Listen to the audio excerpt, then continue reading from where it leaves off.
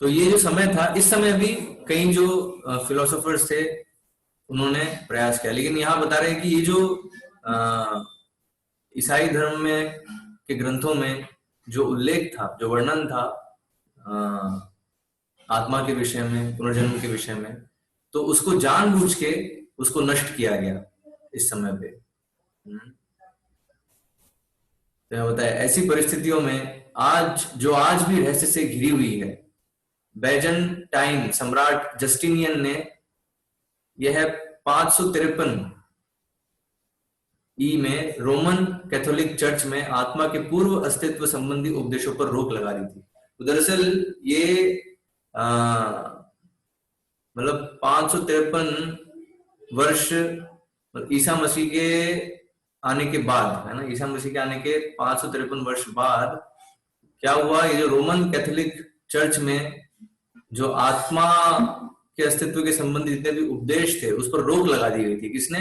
ये बैजेंटाइन सम्राट था उस समय एक, तो उसने ऐसे इस ज्ञान पे रोक लगा दी थी। उस युग में चर्च के अनेक लेख नष्ट कर दिए गए और आज अनेक विद्वानों का विश्वास है कि शास्त्रों से पुनर्जन्म के संदर्भ निकाल दिए गए, है ना। तो उस समय बहुत सारे जो ऐसे ग्रंथ थे ईसाइयों के, उसको नष्ट भी कर दिया गया। एक्चुअल में ये मुझे एक जो है एक भक्त बता रहे थे कि शुरुआत में जो जीसस के जो फॉलोअर्स थे वो सब शाकाहारी थे और ब्रह्मचर्य का पालन करते थे, सेलिब्रेट होते थे वो। लेकिन हम देख रहे हैं ईसा मसीह के आने के 500 लगभग, तो यहाँ 553 वर्ष बताया है, तो उस समय जो जीसस की जो असली जो शिक्षाएं थी उसको नष्ट करना प्रारंभ कर दिया गया था। तो यद्यपि चर्च ने नॉस्टिक पंथों को कठोरता से दंडित किया, तथापि उन्होंने पश्चिम में पुनर्जन्म के सिद्धांत को किसी ना किसी तरह जीवित रखा। तो ये जब ऐसे सब ग्रंथों को जब नष्ट कर रहे थे तो उस समय ये एक पंथ था, नॉस्टिकों का एक पंथ था, उसने ये ज्ञान जो पुनर्जन्म का जो ज्ञान है, उसका सिद्धांत है, उसको जीवित रखा किसी तरीके से। तो नॉस्टिक जो है उसका यूनानी भाषा में उसका अर्थ है ज्ञान। पुनर्जागरण के युग में पुनर्जन्म के प्रति लोक रुचि एक नए प्रकार से पल्लवित हुई। तो अभी क्या हुआ, जब ये रेनेसेंस का जब समय आया, जब ये 14वीं शताब्दी से 17वीं शताब्दी के बीच में जो समय था, ये मध्य युग पुनर्जागरण का जो समय था, तो उस समय ये नॉस्टिक्स जो थे उन्होंने फिर से ये जो सिद्धांत है, ये विचार है, वो समाज में वो लाया है ना। तो उन्होंने पुनर्जागरण के युग में, तो पुनर्जागरण मतलब रेनेसेंस का जो समय था, उस समय पुनर्जन्म के प्रति लोक रुचि एक नए प्रकार से पल्लवित हुई। इस पुनरुज्जीवन के लिए नामवर लोगों में से एक था जियोर्दानो ब्रूनो। तो ये जियोर्दानो ब्रूनो एक इटली है, जो इटली का एक प्रमुख दार्शनिक और कवि था, और जिसको उसके पुनर्जन्म विषयक उपदेशों के कारण धार्मिक अदालत द्वारा चिता पर जीवित जलाकर मार देने का दंड दे दिया गया।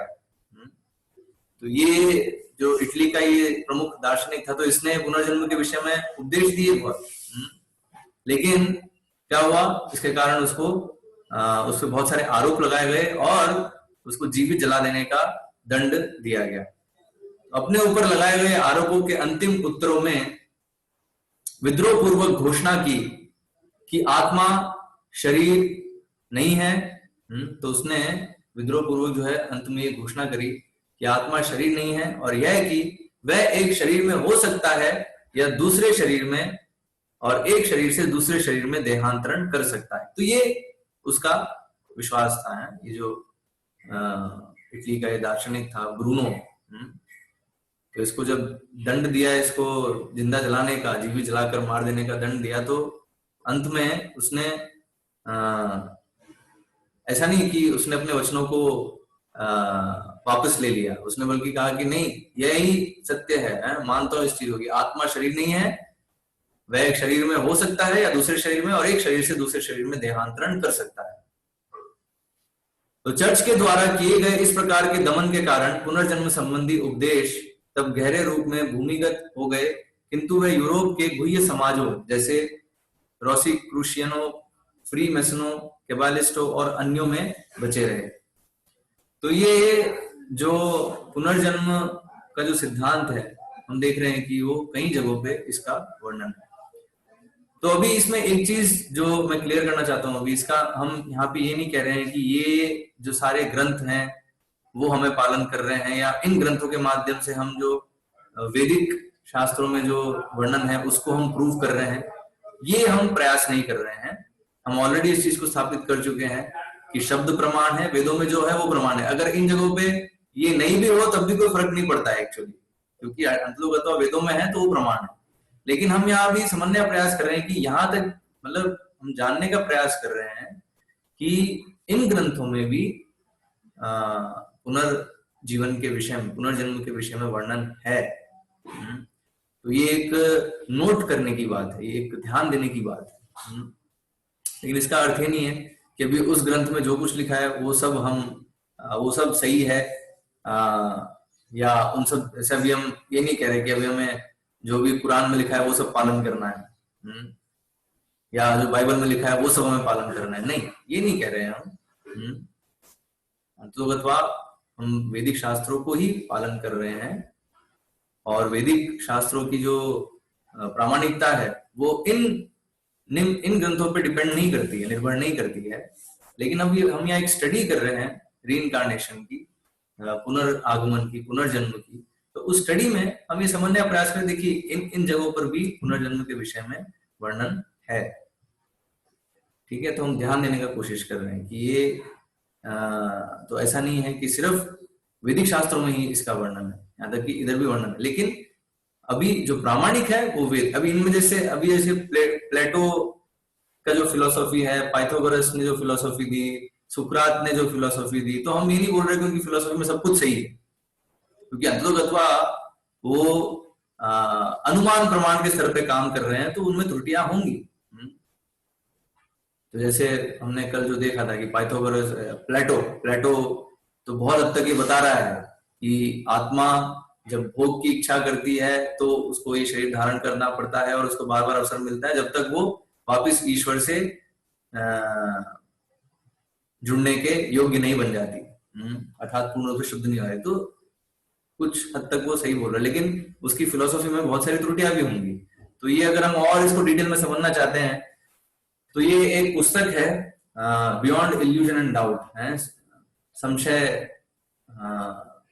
संशय और मोह से परे, है ना, एक हिंदी में पुस्तक है जिसमें प्रभुपाद के शिष्य हैं, वो जितनी भी फिलोसॉफीज हैं वो सब प्रभुपाद को वर्णन कर रहे हैं, और प्रभुपाद फिर बता रहे हैं अच्छा ये चीज वो कह रहा है, हाँ ये ठीक है, ये चीज कह रहा है ये गलत है।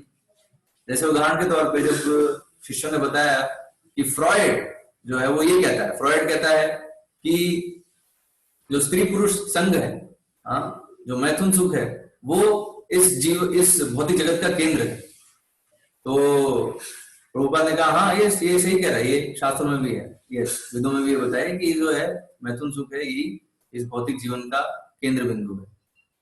लेकिन अभी फ्रॉइड ने क्या इससे निष्कर्ष क्या निकाला? उसने निष्कर्ष निकाला तो इसका मतलब क्या है, तो इसलिए इसमें पूर्ण रूप से लगना चाहिए, इसलिए इसमें रोक टोक नहीं होनी चाहिए, इसलिए स्त्री पुरुष संग में रोक टोक नहीं होनी चाहिए, पूर्ण रूप से इसमें लगना चाहिए। अगर इसमें पूर्ण रूप से नहीं लगेंगे तो इसके कारण फिर मानसिक विकृतियां होती हैं, ऐसा फ्रॉइड का कहना था। लेकिन जब प्रभुपाद ने सुना कि फ्रॉइड ऐसा कहता है तो प्रभुपाद ने फिर कहा नहीं ये गलत निष्कर्ष है, हाँ ऐसा नहीं है। अगर वो अपने आप को बिना किसी रोक टोक के स्त्री पुरुष संग में हम लिप्त करेंगे तो क्या होगा, हम तो और जो है फंसते जाएंगे, हाँ उससे मुक्त नहीं हो पाएंगे। तो इसलिए बताया, तो ये जो दार्शनिक हैं और जितने भी जो ये ग्रंथ हमने देखे तो इसमें कुछ चीजें जो हैं वो मिलती हैं, लेकिन हर चीज से हम जो है स्वीकार नहीं कर रहे हैं। कई जो चीजें हैं वो गलत भी हो सकती हैं उसमें, जो कि हम सही तब समझेंगे अगर वेदों में क्या लिखा है। वेदों में जो लिखा है वो अल्टीमेटली प्रमाण है, शब्द प्रमाण है, क्योंकि वो भगवान के वचन है। हाँ तो ये एक में जो है क्लियर करना है, क्योंकि ये जो जैसे यहाँ वर्णन है जो ये समाज है जैसे रोसीक्रूशियन, फ्री मैसन, केबलिस्ट, तो इनमें इनमें ये ज्ञान हो सकता है कि हाँ, कि आत्मा के विषय में ज्ञान है, पुनर्जन्म होता है, लेकिन उन लोगों की जो बाकी मतलब उससे जो निष्कर्ष पे आ रहे हैं और उनके जो बाकी क्रियाकलाप है, हम उसको सपोर्ट नहीं कर रहे हैं। जैसे उदाहरण के तौर पे कल ये प्रश्न आया था, जिहाद का प्रश्न आया था कल, तो उसमें तो हम ऐसा नहीं कह रहे हैं। तो अभी हमने कुरान से एक स्टेटमेंट देखा जिसमें हिंट है पुनर्जन्म के विषय में। तो अभी हम ये नहीं कह रहे कि हम कुरान को पूरी तरह स्वीकार कर रहे हैं, कुरान को हम फॉलो करेंगे, नहीं, ऐसा ये हमारा जो है उद्देश्य नहीं है। ठीक है, हमारा जो उद्देश्य है अंततः जो वैदिक साहित्य में जो लिखा है उसको अच्छे से समझने का हम प्रयास कर रहे हैं। ठीक है, तो भी एक टॉपिक हम ले रहे हैं रीइंकार्नेशन, पुनर्जन्म का विज्ञान, तो भी उसको हम अभी समझ रहे हैं। तो पहला अध्याय चल रहा है अभी इस पुस्तक का। ठीक है, तो अभी ये जो है, ये तो बात हुई मध्य युग और पुनर्जागरण का समय था। उस समय किस तरह से कुछ फिलोसोफर्स ने, कुछ दार्शनिकों ने इस ज्ञान को फिर से रिवाइव किया। फिर आया नव आलोक का युग। हाँ, तो नव आलोक के युग में यूरोप के बुद्धिजीवी वर्ग चर्चा द्वारा लादी गई पाबंदियों से अपने आप को मुक्त करने लगे।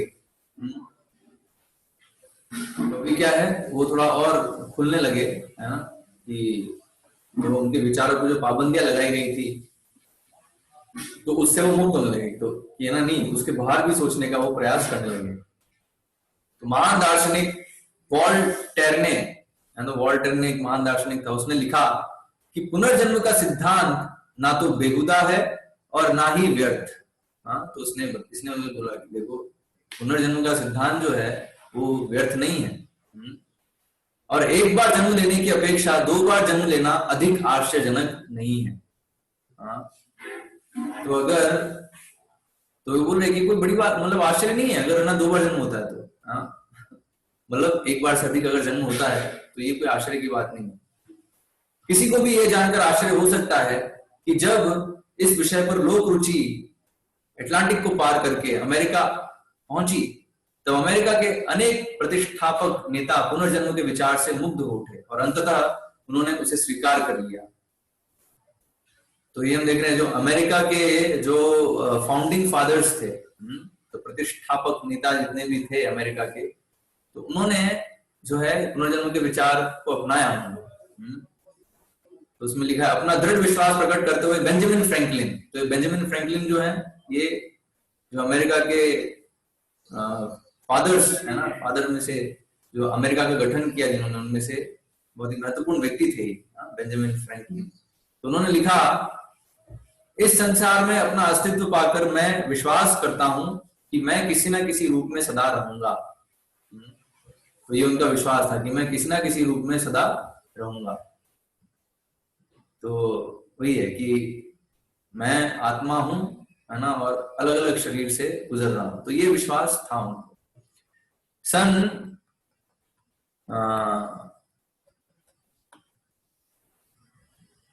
1814 है ना, 1814 में भूतपूर्व अमेरिकी राष्ट्रपति जॉन एडम्स, तो जॉन एडम्स जो है वो अमेरिका के राष्ट्रपति थे 1814 में। तो उन्होंने हिंदू धार्मिक किताबों का अध्ययन किया था। तो जो हिंदू धार्मिक किताबों का अध्ययन किया करते थे, एक अन्य भूतपूर्व राष्ट्रपति मॉन्टिसेलो के संत थॉमस जेफरसन, तो ये कन्वर्सेशन है, मतलब जो जॉन एडम्स थे और थॉमस जेफरसन है, को पुनर्जन्म के सिद्धांत के विषय में लिखा था। तो उन्होंने एक पत्र लिखा था थॉमस जेफरसन को, और उस पत्र में उन्होंने पुनर्जन्म के सिद्धांत का उल्लेख किया था। तो एडम्स ने क्या लिखा था? एडम्स ने लिखा, परम प्रभु के विरुद्ध विद्रोह करने पर कुछ आत्माएं घोर अंधकार के गर्त में डाल दी गई थी।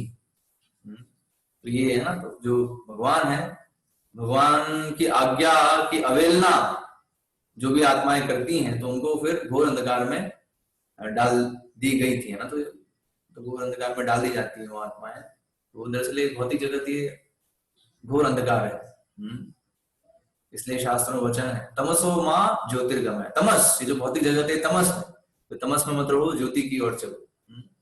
तो वही वो जो पॉइंट है यहाँ एडम्स जो है अपने पत्र में लिख रहे हैं। इसके बाद उनको कारागार से मुक्त किया गया और उन्हें पृथ्वी पर आने की और अपने अपने पद और चरित्र के अनुरूप विभिन्न प्रकार के पशुओं, सरीसृपों, पक्षियों, हिंसक प्राणियों और मनुष्यों के रूप में, यहाँ तक कि वनस्पतियों और खनिजों में भी अपना परिवेक्षण अवधि पूरी करने के लिए देहांतरण की अनुमति दे दी गई। यदि वे अपने को दूषित किए बिना सभी परीक्षाएं उत्तीर्ण कर सके तो उन्हें गाय और आदमी होने की अनुमति दे दी गई। यदि मनुष्य के रूप में उनका व्यवहार अच्छा रहा तो उन्हें स्वर्ग में उनके मूल पद और सुख को वापस लौटा दिया गया। तो अभी ये एडम्स जो हैं अपने पत्र में लिख रहे हैं, ठीक है, तो इसमें ये समझ में आ रहा है कि वो विश्वास कर रहे हैं पुनर्जन्म पे, लेकिन अभी इसमें सारी चीजें सही होना जरूरी नहीं है। हाँ, जैसे उदाहरण के तौर पे कि वो इसके बाद उनको कारागार से मुक्त किया गया, है ना, तो कारागार से मुक्त किया गया, उन्हें पृथ्वी पर आने की और अपने अपने पद और चरित्र के अनुरूप विभिन्न प्रकार के पशुओं, तो ये जो चीज है ये थोड़ा सा यहाँ थोड़ी समझ में अंतर है। हाँ, तो लेकिन पॉइंट जो है यहाँ पे क्या है कि ये भी अमेरिका का राष्ट्रपति था उस समय और उन्होंने एक थॉमस जेफरसन को एक पत्र लिखा और पत्र में जो पुनर्जन्म का सिद्धांत है उसके विषय में यहाँ वर्णन कर रहे हैं, ठीक है, ये यहाँ पॉइंट है समझने का। लेकिन अभी उसमें जो हर चीज कह रहे हैं वो जरूरी नहीं है कि वो सही हो, कुछ चीजें सही होंगी, कुछ चीजें, तो एग्जैक्ट चीज क्या है वो हमें आगे पता चलेगा। आगे जब हम श्रीमद् भागवतम में से जब देखेंगे तब हमें पता चलेगा कि एग्जैक्ट क्या होता है। यूरोप में नेपोलियन अपने सेनापतियों से यह कहने में बहुत रुचि लेता था कि पूर्व जन्म में वह महान सम्राट चार्ल्स था। तो नेपोलियन जो है, शायद इसका नाम सुना होगा, बहुत फेमस है ये, तो वो नेपोलियन जो है सबको कहता था कि पूर्व जन्म में वो महान सम्राट चार्ल्स था। जर्मनी के महानतम कवियों में से एक जोहान वोल्फगांग वॉन गोइथे का भी पुनर्जन्म में विश्वास था और संभव है कि यह विचार उसे भारतीय दर्शन के अध्ययन से मिला हो। तो ये जर्मनी के एक कवि थे, हाँ, तो वो भी उन्होंने अपने कविताओं में पुनर्जन्म का उल्लेख किया है। फिर बताया नाटककार और वैज्ञानिक के रूप में विख्यात गोइथे ने भी एक बार कहा था, मुझे विश्वास है मैं सहस्रों बार पहले रह चुका हूं जैसा कि इस समय हूं और मैं सहस्रों बार यहाँ लौटने की आशा करता हूं। तो ये वो कह रहे हैं कि मैं पहले भी रह चुका हूं, ठीक है, और सहस्रों बार वापस लौटने की आशा करता हूं। तो ये दिखा रहा है उनका विश्वास, पुनर्जन्म में जो विश्वास है उसके सिद्धांत पे, कि वापस से, मतलब हम हमेशा हैं, बस शरीर हम बदल रहे हैं। तो ये जो चीज है ये कॉमन पॉइंट है सब में, ठीक है। अभी शरीर कैसे बदल रहे हैं, हाँ, वो जो है उसमें डिफरेंसेस हो सकते हैं, क्योंकि वो एग्जैक्ट चीज सिर्फ हमें शास्त्रों से ही पता चलेगी कि जो वहां साइंस है, विज्ञान है कि शरीर कैसे देहांतरण हो रहा है, तो वो फिर दूसरा विषय है। फिर मतलब यही विषय है लेकिन वो नेक्स्ट लेवल है। जो फर्स्ट लेवल है, बेसिक लेवल, कि ये यस हम आत्मा है और शरीर हम परिवर्तन कर रहे हैं, देहांतरण कर रहे हैं, ये जो पॉइंट है ये सब स्वीकार कर रहे हैं। ये यहाँ पे समझने का चीज है, ठीक है। अभी कैसे वो हो रहा है वो हम फिर भगवत गीता और भागवतम से उस सिद्धांत को समझेंगे कि प्रक्रिया कैसे होती है। अगला पॉइंट है अध्यात्मवाद। तो इमर्सन, विटमन और थॉरो सहित अमेरिकी अध्यात्मवादियों को भी भारतीय दर्शन एवं पुनर्जन्म में तीव्र रुचि थी, है ना। तो इमर्सन, विटमैन, थॉरो, ये सब जो है फिलोसोफर्स थे, दार्शनिक थे, तो वो भी कुछ हद तक पुनर्जन्म के सिद्धांत को उन्होंने विश्वास किया, उसको टच किया, उन्होंने छुआ, उन्होंने अपने लेखों में उसका वर्णन किया है। तो इमर्सन ने लिखा है, विश्व का यह एक रहस्य है। तो इमर्सन ये चीज लिखते हैं कि विश्व का यह एक रहस्य है कि यहाँ सभी वस्तुएं स्थिर रहती हैं और मरती नहीं, परंतु कुछ समय के लिए आंखों से ओझल हो जाती हैं और बाद में फिर से लौट आती हैं, मरता कुछ भी नहीं। तो ये बहुत ही मतलब विचारणीय वाक्य है, कि दरअसल वस्तुएं स्थिर हैं मरता कुछ भी नहीं है। बस होता क्या है, कुछ समय के लिए हमारे सामने, हमारे आंखों के सामने से ओझल हो जाती है, लेकिन फिर से वो किसी ना किसी रूप में लौट आती है। मरता कुछ भी नहीं है। मनुष्य मरने का बहाना करते हैं, बनावटी अंत्येष्टि और शोकपूर्ण मरण समाचारों को सह लेते हैं, और वह भले चंगे किसी नए विचित्र छद्म वेश में खड़े अपनी खिड़की से बाहर झांकते हैं। तो ये बेसिकली कहना चाह रहे हैं कि जो मृत्यु है वो एक भ्रम है। तो ये वो अपना जो विचार है प्रस्तुत कर रहे हैं। तो इमर्सन ने अपने पुस्तकालय की अनेक प्राचीन भारतीय दर्शन की पुस्तकों में से एक कठोपनिषद से उद्धृत किया है। तो ये देख रहे हैं हम कि ये हालांकि विदेशी दार्शनिक था, लेकिन इसने जो है भारतीय जो वैदिक ग्रंथ है उसका अध्ययन किया था। तो कठोपनिषद से उसने उद्धृत किया अपनी पुस्तकों में। क्या लिखा उसने? आत्मा जन्म नहीं लेता, यह मरता भी नहीं, ना यह किसी से उत्पन्न हुआ, अजन्मा है, सनातन है, यह मारा नहीं जाता, यद्यपि शरीर मारा जाता है। तो ये जो दार्शनिक है, इसने अपने लेख में लिखा है, इमर्सन नाम के दार्शनिक था, इसने अपने लेख में लिखा है, और इसने कठोपनिषद से लिया है इसको। वॉल्डन पॉन्ड के दार्शनिक थॉरो ने लिखा, क्या लिखा उन्होंने? मैं जहां तक पीछे याद कर सकता हूं, मैंने किसी पूर्व अस्तित्व के अनुभवों को अनजाने ही संदर्भित किया है। तो ये लिख रहे हैं कि जो मेरे पूर्व जन्म के जो भी अनुभव थे, वो मुझे याद है, वो मुझे आ रहे हैं समझ में, संदर्भित किया है उसको। अर्थात वो देख सकते हैं उन सब अनुभवों को। फिर 1923 में सन 1923 में खोजी गई the transmigration of the 7 Brahmanas, 7 ब्राह्मणों का पुनर्जन्म नामक एक पांडुलिपि से पुनर्जन्म में थॉरो की गहरी रुचि का पता चलता है। तो ये एक पुस्तक है 7 ब्राह्मणों का पुनर्जन्म। तो ये जो इसकी जो पांडुलिपि है वो थॉरो को मिली, और उन्होंने उसको बहुत ही रुचि से उसका अध्ययन किया। यह छोटी पुस्तक प्राचीन संस्कृत इतिहास से पुनर्जन्म की एक कहानी का अंग्रेजी अनुवाद है। तो ये एक पुस्तक है जो कि प्राचीन संस्कृत इतिहास है दरअसल, है, तो इसलिए नाम है 7 ब्राह्मणों का पुनर्जन्म। तो इसकी जो एक कहानी है उसका अंग्रेजी में अनुवाद है, वो थोरो ने पढ़ा था उसको। तो देहांतरण की घटना का संबंध उन 7 ऋषियों के जीवन से है। तो अभी इस पुस्तक में क्या है, देहांतरण की घटना का वर्णन है, और 7 ऋषियों के जीवन का वर्णन है, जिन्होंने शिकारियों, राजकुमारों और पशुओं के रूप में उत्तरोत्तर पुनर्जन्म ग्रहण किया था। तो इस पुस्तक में ये वर्णन आता है कि इन्होंने ये सारी जो योनियां हैं, तो शिकारी की योनि, शिकारी का शरीर मिला उन्हें, फिर राजकुमार का शरीर मिला, पशुओं का शरीर मिला, इस तरह से जो है वो इन शरीरों में भ्रमण कर रहे थे। तो ये इस पुस्तक में 7 ब्राह्मणों का पुनर्जन्म, इस पुस्तक में ये इस कहानी का वर्णन है। तो कहानी नहीं, जस्ट ये इतिहास है। और वॉल्ट व्हिटमैन अपनी कविता सॉन्ग ऑफ माई सेल्फ में लिखते हैं। तो ये व्हिटमैन जो है ये दूसरा फिलोसोफर था, दार्शनिक था, इसने भी अपने गीत में लिखा, उसने गीत लिखा सॉन्ग ऑफ माई सेल्फ। तो उसमें क्या लिखते हैं वो?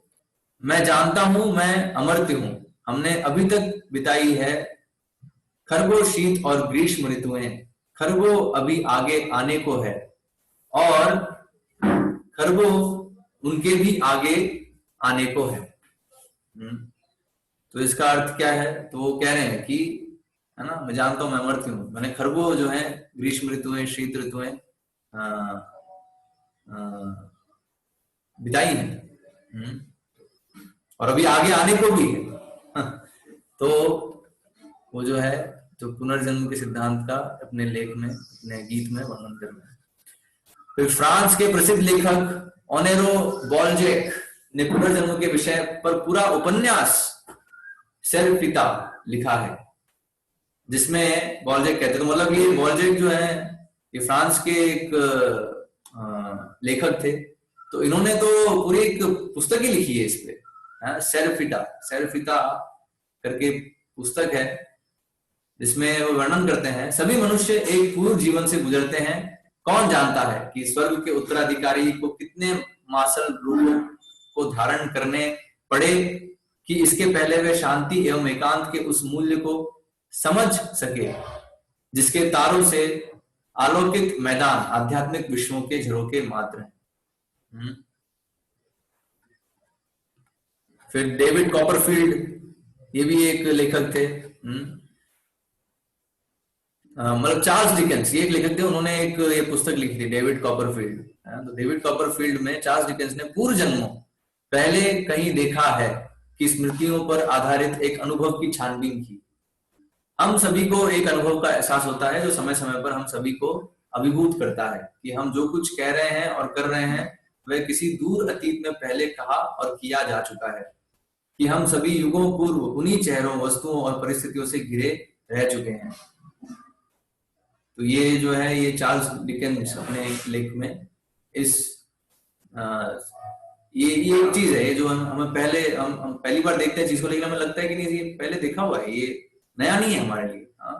तो ये जो चीज है ये भी पूर्व जन्म के संस्कार है, उसके कारण ये चीज ऐसा लगता है। तो उसके ऊपर भी लेख लिखे गए हैं।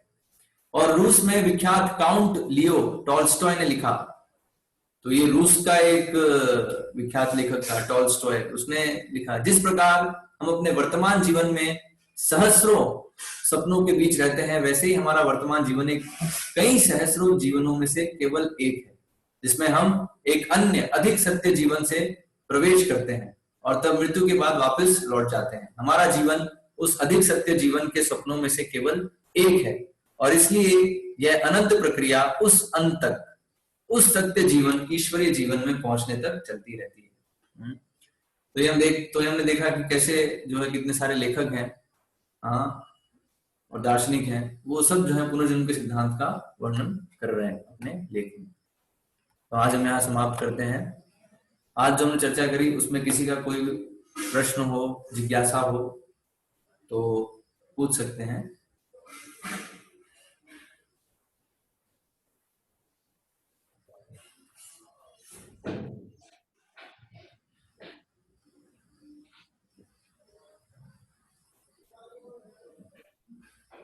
हरे कृष्णा, किसी का कोई प्रश्न है?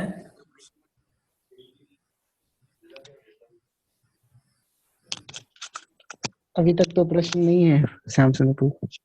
ओके, ठीक है। तो कल हम इसके आगे चर्चा करेंगे। तो आज के लिए इतना ही। एक प्रश्न है। एक प्रश्न है? ओके।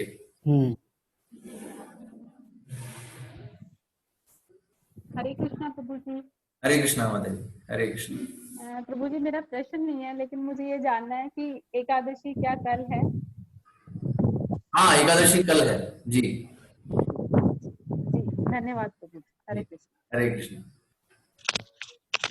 ओके, ठीक है। तो अभी हम यहाँ समाप्त करेंगे। सभी भक्तों को अनंत प्रणाम। हरे कृष्णा।